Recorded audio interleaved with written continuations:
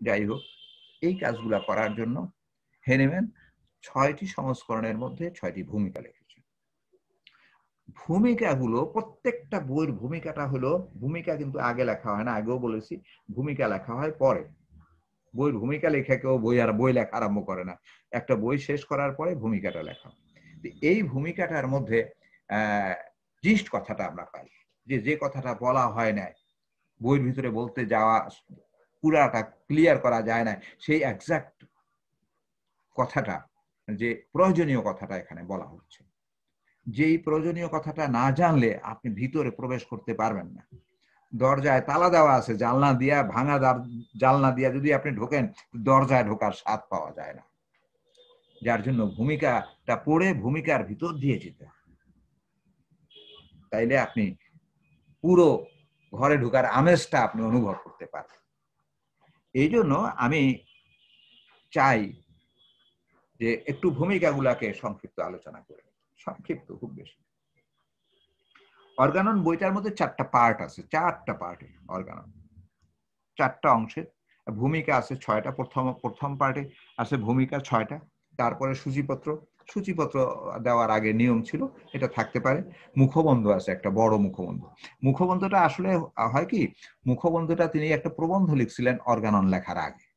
এটা আপনাদের কাছে ইতিহাস আপনারা পেয়ে যাবেন, যারা বিশেষ করে ভালো করে লেখাপড়া করছেন তারা জানতে পারবেন।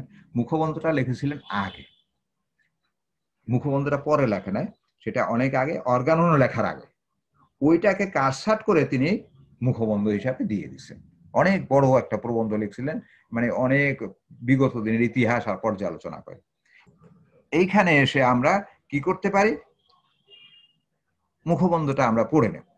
যাই হোক, 4টা ভাগে এরপরে আছে অধ্যায়গুলো, আমরা সেগুলোর মধ্যে না গিয়ে আমরা সরাসরি ভাবে 1 নম্বর অধ্যায়, 1 নম্বর ভূমিকার মধ্যে খুব গুরুত্বপূর্ণ আপনাদের জন্য, একেবারে সেফ আপনাদের জন্য কয়েকটি কথা আছে। এখানে কোনো ইয়ার নাই, কোন ইয়ারের জন্য বলা আছে তা না, সকলের জন্য কয়েকটা কথা বলা আছে। এটা বাদ না দিলে হোমিওপ্যাথি করা আর না করা সমান কথা, একেবারে ইকুয়াল হয়ে যাবে। আমরা যদি হোমিওপ্যাথ দাবি করি, প্রথম দাবিটা যদি আমাদের সঠিক হয়, আমরা প্রত্যেকেই একজন সঠিক হোমিওপ্যাথ, এই কথাটা যদি অন্তর দিয়ে কেউ বলতে পারি আমরা, তাইলে অবশ্যই প্রথম ভূমিকার কথাটা মানতে হবে। কি, আপনাকে অলসতা পরিত্যাগ করতে হবে, আরাম প্রিয়তা পরিত্যাগ করতে হবে। একগুয়েমি মনোভাব যা সকল হোমিওপ্যাথের মধ্যে আছে, আমি জানি যা, এর বাইরে আর কেউ জানে না, এরকম একটা ভাব। আমি যা শিখেছি এর বাইরে আর কি আছে, হোমিওপ্যাথি তো জানি, ওষুধ দিতে জানি, নাম জানি ওষুধের, আমি এর বাইরে তো আর জানার কিছু নাই। এই যে একগুয়েমি মনোভাব, যে আমারটাই ঠিক, এটা বাদ দিতে হবে। আর কুসংস্কার আচ্ছন্ন যে মন, আমি ওই একই কাছাকাছি কথা, এটা তো ইদানিং খুব বেশি।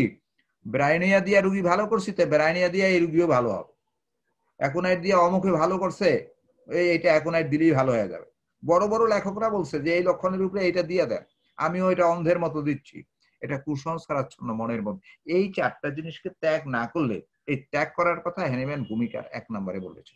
কাজে এইটাকে বাদ না দিলে আমরা হোমিও দর্শনটাকেও বুঝবো না, পড়তেও পারবো না, হোমিওপ্যাথিও হতে পারবো না, আর সঠিক মানের হোমিওপ্যাথি হওয়া তো দূরের কথা। ঠিক 2 নম্বর ভূমিকার মধ্যেই আসল কথাটা হ্যানিম্যান বলে দিয়েছে। দর্শনের মৌলিক কথাগুলো এখানে চলে আসবে। এখন কি আছে, রোগ বিষয়ক জ্ঞান, অর্থাৎ 3 নম্বর সূত্রে অ্যাফোরিজমের মধ্যে আবার বলেছে, এটার ব্যাখ্যায়, সেটা হলো রোগের মধ্যে কি আরোগ্য করতে হবে। মানে রোগ বিষয়ক জ্ঞান, প্যাথোলজিক্যাল জ্ঞান, কি কি রোগ আছে, কলেরা, ডায়রিয়া, টিউমার, এগুলা, ক্যান্সার, এই রোগ বিষয়ক জ্ঞান বলতে এগুলা না। হ্যানিম্যান এটাকে স্পষ্ট করেছে 3 নম্বর অ্যাফোরিজমের মধ্যে। মূলত আলোচনা করতে হবে, এটা দার্শনিক একটা দৃষ্টিভঙ্গি রোগ বিষয়ক জ্ঞানের, সেটা হলো রোগের মধ্যে কি আরোগ্য করতে হবে। রোগ তো হয়েছে, এখন এখানে কি আরোগ্য করতে হবে, পরবর্তী আলোচনায় ইনশাল্লাহ আমরা সেটাও খুঁজে বের করার চেষ্টা করব। এই কথাটা মৌলিক যদি আমার ধারণার মধ্যে না থাকে, রোগ হয়েছে, জ্বর আছে, তার দিনে হয়, রাতে হয়, যে কোনো সময় হয়, টেম্পারেচার হয়, পিপাসা আছে, সব আছে, কিন্তু এই রুগ্ন মানুষটার মধ্যে, এই রুগীর মধ্যে আমি কি আবিষ্কার করব, আমি কি আরোগ্য করার চিন্তা করব, পয়েন্ট আউট করতে, বেছে বের করতে হবে। এটাই হোমিও দর্শনের প্রধান, যেটা সিকনেসকে অনুভব করা। এটা আজকের ক্লাসে আলোচনা হবে না, আগামী ক্লাসে আলোচনা। ঔষধ বিষয়ক জ্ঞান, এখানে ঔষধ বিষয়ক জ্ঞান এটাও দর্শনের একটা, হোমিও দর্শনের একটা দিক। সেটা হলো ঔষধ বিষয়ক জ্ঞান মানে কি, এটার মধ্যে কত পার্সেন্ট কোন ঔষধ আছে, ভেষজ কত পার্সেন্ট আছে, এইটা না। ঔষধের আরোগ্যকর শক্তি কি আছে, কিভাবে সে রোগ আরোগ্য করার ক্ষমতা কতটুকু আছে, এইটা তাকে বলতে হবে। কাকে বলতে হবে? ঔষধকে বলতে হবে। আপনি বললে হবে না, ল্যাবরেটরিতে বললে হবে না, ঔষধকে বলতে হবে যে আমার এই আরোগ্য করার যোগ্যতা আছে। যেমন কি আরোগ্য করতে হবে আপনাকে বেছে বের করতে হবে রোগীর কাছ থেকে, তেমনি ঔষধের যে আরোগ্যকর বিষয় কি আছে, ঔষধের মধ্যে কি আরোগ্য করার যোগ্যতা সে অর্জন করলো, ঔষধ নিজে তার যোগ্যতা অর্জন করবে, প্রমাণ দিতে হবে। এটা অনেক বড় আলোচনা। প্রমাণ দিতে হবে তাকে, ঔষধকেই প্রমাণ দিতে হবে, নেট্রামিউরকে প্রমাণ দিতে হবে যে আমি নেট্রামিউর, ব্রাইনিয়াকে প্রমাণ দিতে হবে যে আমি ব্রাইনিয়া, আমি নড়াচড়া করলে বেড়ে যাই, আমার পিপাসা আছে, আমি অল্প অল্প পানি খাই না, আমি বেশি বেশি পানি খাই, অনেক সময় পর পর বেশি পানি খাই, আমার চেহারা দেখলে বিষণ্ণ মনে হয়। এই কথাগুলা ব্রাইনিয়া কি বলতে হবে, ব্রাইনিয়া বলবে কোথায়? প্রুভিং এর মাধ্যমে।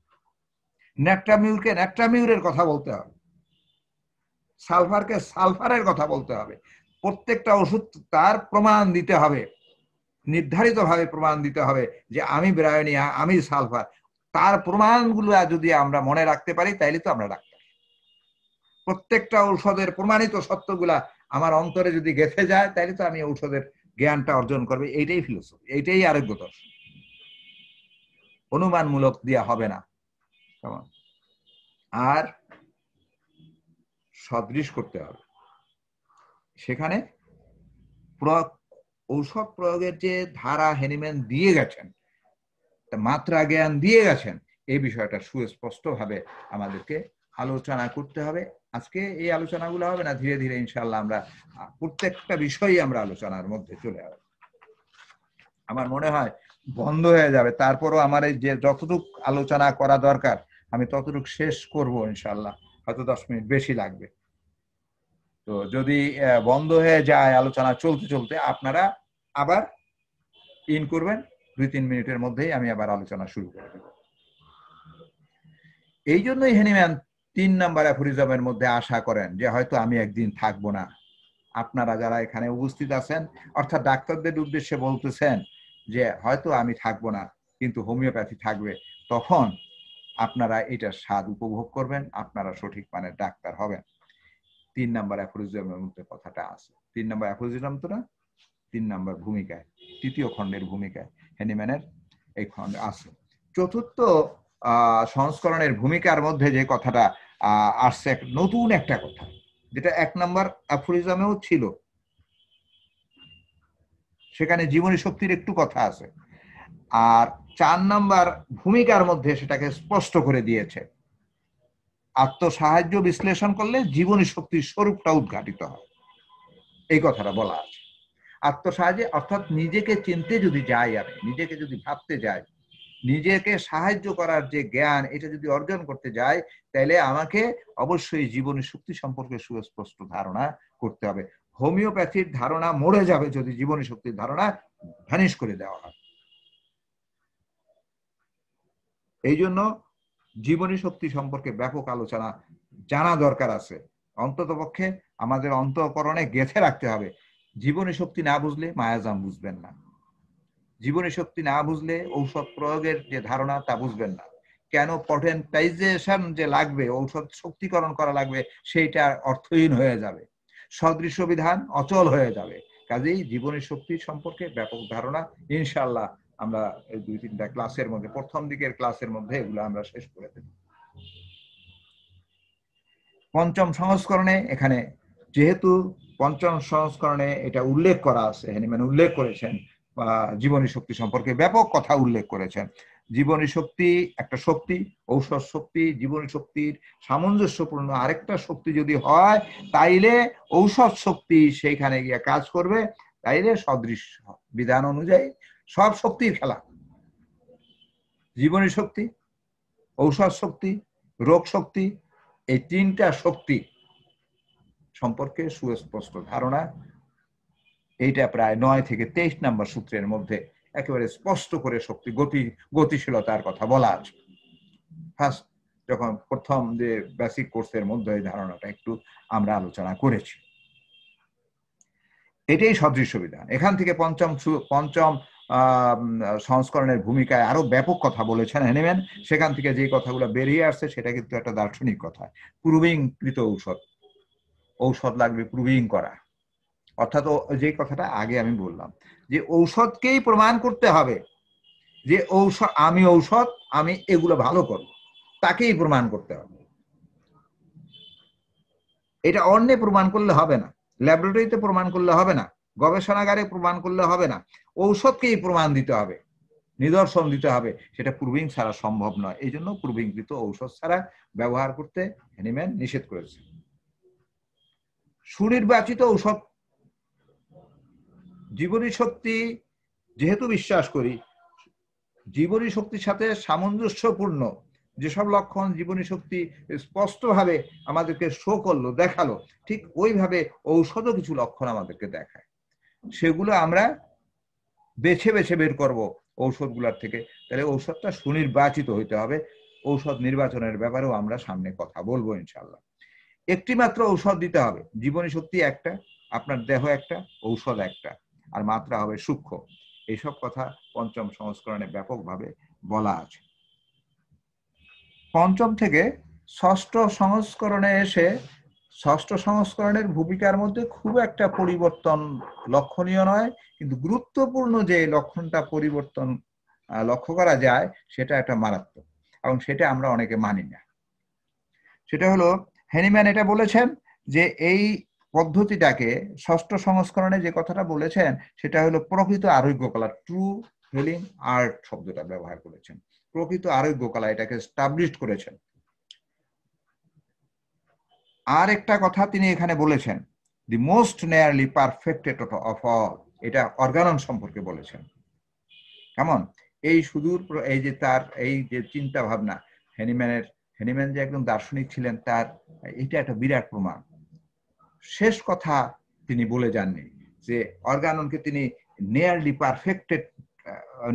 পারফেক্ট বলেছেন, কিন্তু একেবারে সম্পূর্ণ পারফেক্ট এই কথা তিনি ঘোষণা দেন নাই, কারণ এটা কোনো বিজ্ঞানীর কথা না। কিন্তু পদ্ধতিটাকে তিনি পারফেক্ট বলেছেন, কারণ এই পদ্ধতিটাকে তিনি উপকার পেয়েছেন, তিনি এটাকে পারফেক্ট বলেছেন যে এটা প্রাকৃতিক বিধান থেকে পাওয়া, জীবনী শক্তির কাছ থেকে পাওয়া, কিন্তু অর্গাননের আরো গবেষণা হতে পারে, এই জন্য তিনি এটা নতুন ভাবে সংযোজন করেছেন। ষষ্ঠ সংস্করণ যদি না মানি তাইলে আমরা সেকেন্ড প্রেসক্রিপশনের অনেক কথা বাদ পড়ে যাবে। কাজে ষষ্ঠ সংস্করণকে মানতেই হবে, কারণ 60টি অধ্যায় একেবারে সম্পূর্ণ নতুন ভাবে সেখানে লেখা হয়েছে। 60টি অধ্যায় একেবারে সম্পূর্ণ নতুন ভাবে লেখা। 75টি অধ্যায় সংশোধন করা হয়েছে বিভিন্ন ভাবে। 75টি অধ্যায়।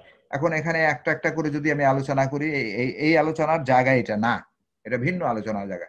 এটা টাচ করে যাওয়া, আপনাদেরকে উস্কে দেওয়া, নিভু নিভু প্রদীপটাকে একটু উস্কে দেওয়া যেন আলো বেশি বিকিরিত হয়। সেটা হ্যানিম্যানের হোমিওপ্যাথি জীবন কত বছর? মাত্র 53 বছরের জীবন। কেমন 53 বছর হোমিওপ্যাথি জীবন। 1790 থেকে যদি আপনি 1800 ওইভাবে করে আপনি ধরেন 53 বছর হয়। 53 বছরের জীবনে হ্যানিম্যান যা দিয়ে গেছেন তার দর্শনের পুরোটাই দিয়ে গেছেন। মুখবন্ধে উল্লেখিত গুরুত্বপূর্ণ যে বিষয়গুলো আছে সেটা জীবনী শক্তি। জীবনী শক্তি, সদৃশ বিধান, এটাকে তিনি এস্টাবলিশ করেছেন, এবং সেই আলোকেই সদৃশ্য বিধান, আরোগ্য কলা, হেলিং আর্ট যেটাকে বলা হয়, এইটাই হ্যানিম্যানের দর্শনের প্রধান উপজীব্য, আরোগ্য দর্শন। এই জন্য আমি মূলত বলতে চাই যে হ্যানিম্যানের দর্শন যেটা আছে আরোগ্য দর্শন। এই আরোগ্য দর্শনের ভিত্তিভূমি হলো অ্যাফোরিজম নাম্বার 1। এই আরোগ্য দর্শনের ভিত্তিভূমি হলো আরোগ্য, সিকনেস, সিক, এটার ব্যাখ্যা ইনশাল্লাহ আগামী ক্লাসে আমরা আলোচনা ওইভাবে করে ধারাবাহিকভাবে চলে যাব। সিক যদি বোঝা যায়, রুগ্নতাকে যদি বোঝা যায়, তাইলে আমি ওষুধ খুঁজবো, আগে আমার রুগ্নতাকে বুঝতে হবে, রুগীকে তাকে জানতে হবে। রুগীকে যদি আমি জানি তখন আমার চিন্তা হবে যে তাহলে আরোগ্য করা যায় কিভাবে, আরোগ্য করতে কি কি লাগবে, ওষুধ লাগবে, এবং সে কেমন ধরনের ওষুধ লাগবে সেটাও আলোচনায় আসবে। সেই ওষুধগুলো আমরা খুঁজে পাবো।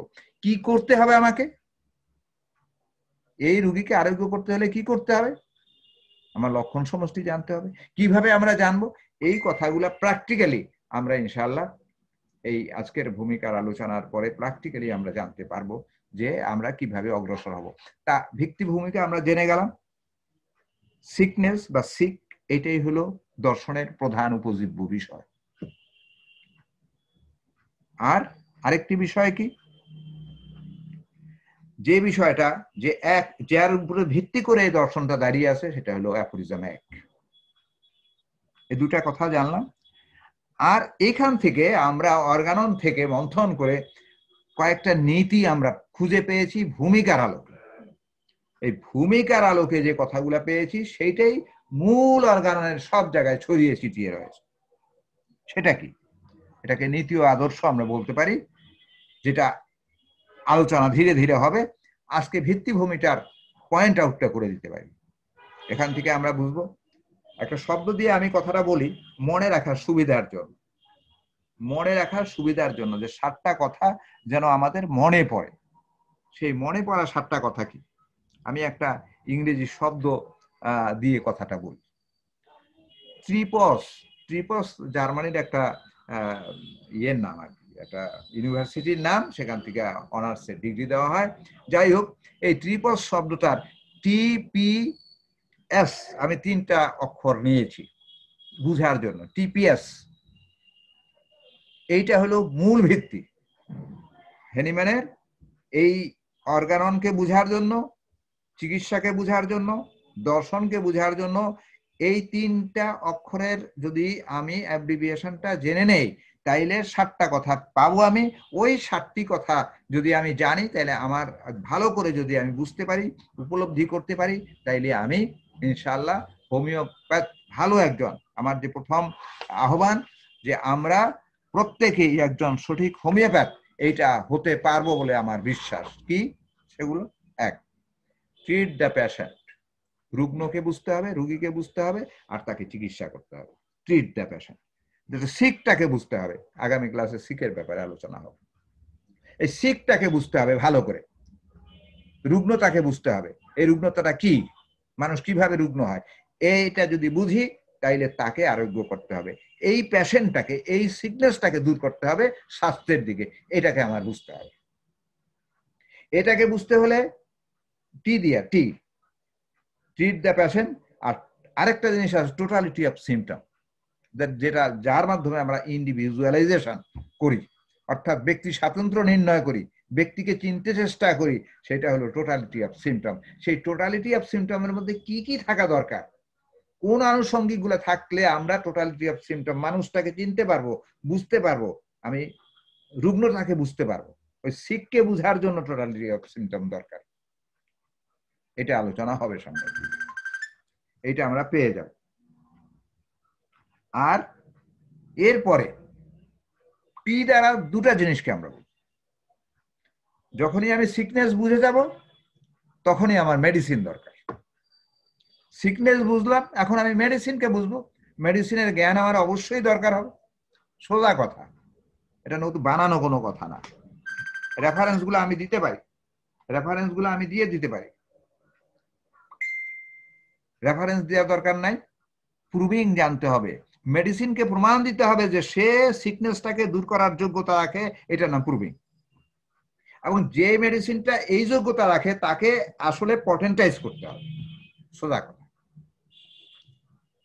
সিকনেসটাকে বুঝতে হবে, বুঝার জন্য দরকার কি টোটালিটি অফ সিমটম, ইন্ডিভিজুয়ালাইজেশন। টি দ্বারা বুঝাই দাও। পি দ্বারা কি বুঝাবো, প্রুভিংকৃত মেডিসিনকে, মেডিসিন জানতে হবে, কারণ মেডিসিনকেই প্রমাণ করতে হবে যে সে আরোগ্য করার যোগ্যতা রাখে। আর ওই যোগ্যতা তার প্রদর্শনের জন্য তাকে পটেন্টাইজ করা ছাড়া আর কোনো রাস্তা নাই। পটেন্টাইজ ছাড়া হতে পারে না, পটেন্টাইজ ছাড়া হোমিওপ্যাথি কোনো ঔষধ নাই, শক্তিকরণ ছাড়া হোমিওপ্যাথি কোনো ঔষধ নাই। স্থূল মাত্রার কোনো ঔষধ বলে নাম দেওয়া যাবে না। এই দুটা কথা, টি পি আর হলো এস। এস যদি হয় সিমিলার, সদৃশ হতে হবে, রোগের সাথে আমার ভেষজের সদৃশ করতে হবে, এটা হলো সদৃশ বিধান। সিমিলার হতে হবে, উচ্চ শক্তি এবং সিমিলার হতে হবে, বুঝতে হবে সিমিলার কাকে বলে। একটা মাত্র ঔষধ দিতে হবে, সিঙ্গেল মেডিসিন, সিঙ্গেল রেমেডি দিতে হবে, সিঙ্গেল মেডিসিনটা দিতে হবে। এবং সেটা সিঙ্গেল হলেও হবে না, সেটা স্মলেস্ট, ক্ষুদ্র হতে হবে, একেবারে ক্ষুদ্র। এই ক্ষুদ্র 272 নম্বর সূত্রে ক্ষুদ্রের ডেফিনেশনটা দেওয়া আছে। ক্ষুদ্র কাকে বলে গত ক্লাসে আমরা 50 সহস্রতম ফোরামে আলোচনা করেছি। তাহলে আমাদের এই 60টা কথা জানলে হোমিওপ্যাথিকে জানা হয়ে যায়। আগামী ক্লাস থেকে আমরা এই 7টা কথা জেনে চিকিৎসার দিকে অগ্রসর হব, ভালো একজন প্রকৃত চিকিৎসক, সঠিক মানের চিকিৎসক হওয়ার দিকে আমরা অগ্রসর হব। আল্লাহ আমাদেরকে সঠিক প্রকৃত একজন হোমিওপ্যাথ চিকিৎসক হওয়ার তৌফিক দান করুন। আমার আলোচনা আজকের ক্লাসে এখানেই শেষ করলাম। আপনাদের সকলকে ধন্যবাদ, সকলের সুস্বাস্থ্য কামনা করে এখানেই সমাপ্তি ঘোষণা করলাম।